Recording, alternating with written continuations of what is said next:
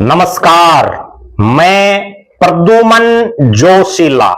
हरियाणा की राजनीति, जिसे आज भी लालों की राजनीति के नाम से पूरे देश में जाना जाता है, लालों का दबदबा रहा हरियाणा में, और उसके बाद उन लालों के लालों का भी दबदबा रहा।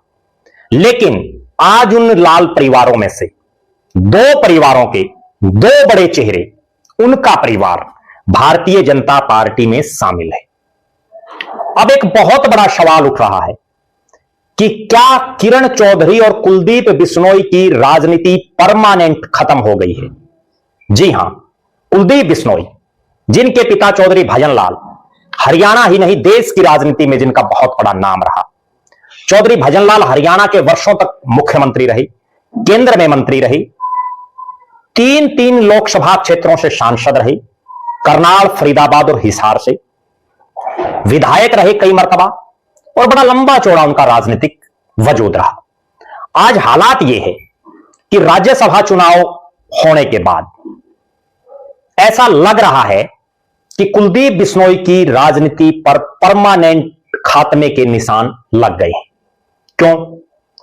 भारतीय जनता पार्टी में शामिल होने से पहले कुलदीप बिश्नोई कांग्रेस के नेता रहे। 2007 की 2 दिसंबर को उन्होंने हरियाणा जनहित कांग्रेस बीएल बनाई, फिर कभी बीजेपी से अलायंस किया तो कभी बहुजन समाज पार्टी से, कभी विनोद शर्मा की पार्टी से तो कभी इकलौते चुनाव लड़ने का ऐलान किया, लेकिन पार नहीं पड़े। 2009 में 6 विधायक, 2014 आते आते पति पत्नी केवल 2 विधायक, रेणुका बिश्नोई हांसी से, कुलदीप बिश्नोई आदमपुर से। फिर हालात ये बने कि कांग्रेस में शामिल हो गए। कुलदीप बिश्नोई आदमपुर से विधायक बन गए, उनके बेटे को हिसार से लोकसभा की टिकट दी, भव्य बिश्नोई को चुनाव हार गए। जब प्रदेश अध्यक्ष उनको नहीं बनाया गया और ऐसा उनको लगा कि अब कांग्रेस उनको प्रदेश अध्यक्ष नहीं बनाएगी या कोई बड़ी चौधर नहीं देगी, तो उन्होंने एक राज्यसभा चुनाव में वोट डाला और उसके बाद पार्टी छोड़ दी। कुलदीप बिश्नोई बीजेपी में शामिल हो गए, अपनी पत्नी, अपने बेटे, अपने साथियों के साथ, और उसके बाद भव्य बिश्नोई को आदमपुर उपचुनाव लड़ाया बीजेपी ने। बमुश्किल चुनाव जीते, खूब जोर लगाया सरकार ने, हर संभव जोर लगाया उस समय की मनोहर लाल की सरकार ने। उसके बाद लोकसभा चुनाव आ जाते हैं, कुलदीप बिश्नोई को लोकसभा की टिकट नहीं मिलती, बेटे भव्य बिश्नोई को आदमपुर से विधानसभा की टिकट मिलती है, वो चुनाव हार जाते हैं। फिर राज्यसभा को लेकर के चर्चा चली, लेकिन नहीं बात बन पाई।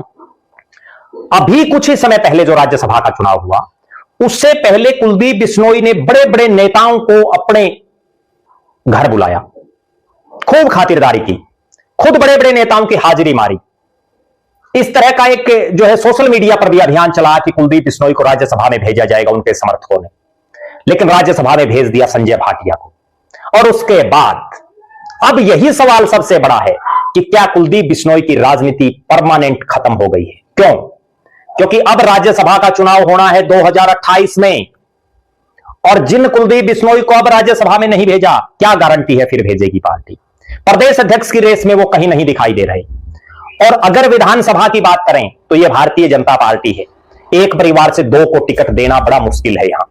या तो भव्य बिश्नोई चुनाव लड़ लें या कुलदीप बिश्नोई लड़ लें, और हर पिता चाहता है कि उनका बेटा आगे बढ़े, तो लिहाजा भव्य बिश्नोई के चांसेस ज्यादा नजर आ रहे हैं। इसलिए कहा जा सकता है कि कुलदीप बिश्नोई की राजनीति परमानेंट खात्मे की तरफ बढ़ चली है। और आदमपुर में यह भी बड़ा सवाल है, यह बीजेपी है जो दुनिया की सबसे अमीर महिलाओं में शामिल सावित्री जिंदल की टिकट काट सकती है, जो अपनी पार्टी को हरियाणा में स्थापित करने वाले पंडित रामविलास शर्मा की टिकट काट सकती है, जो चौधरी देवीलाल के बेटे रणजीत सिंह की टिकट काट सकती है। तो जरूरी नहीं भव्य बिश्नोई को टिकट मिले, क्या पता उनकी भी टिकट काट दी जाए। अब हम चलते हैं किरण चौधरी की तरफ।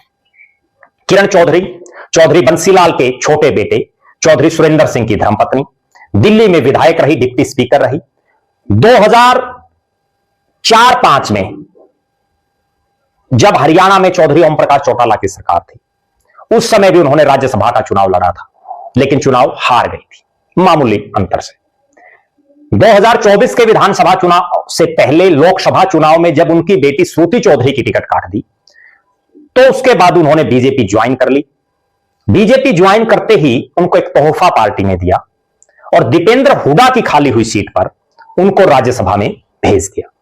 फिर बेटी श्रुति चौधरी को विधानसभा का चुनाव लड़ा तो शाम से चुनाव जीती और प्रदेश की सरकार में महिला, बाल विकास और सिंचाई मंत्री जैसे महत्वपूर्ण विभागों की कैबिनेट मंत्री बना दी गई। किरण चौधरी को बहुत कम समय मिला राज्यसभा के तौर पर, लगभग 2 साल, और सबको यह उम्मीदें थी, किरण चौधरी के समर्थकों को विशेषकर, कि मैडम को दोबारा बीजेपी राज्यसभा में भेजेगी। जो ही संजय भाटिया का नाम आया तो अब यह लगने लगा कि किरण चौधरी की राजनीति भी परमानेंट खात्मे की तरफ बढ़ रही है, क्योंकि बीजेपी एक परिवार से 2 टिकटें देना बड़ा मुश्किल है, बहुत मुश्किल, रेयर चांसेस है, कभी कभार होता है। और विधानसभा में एक साथ एक ही परिवार के 2 सदस्यों को देना अपने आप में असंभव लग रहा है। लोकसभा में धर्मवीर सिंह लगातार 3 बार से सांसद हैं, उनकी टिकट काटना भी बड़ी मुश्किल है। और किरण चौधरी को राज्यसभा में अब लगता नहीं कि पार्टी फिर भेजेगी 2028 में।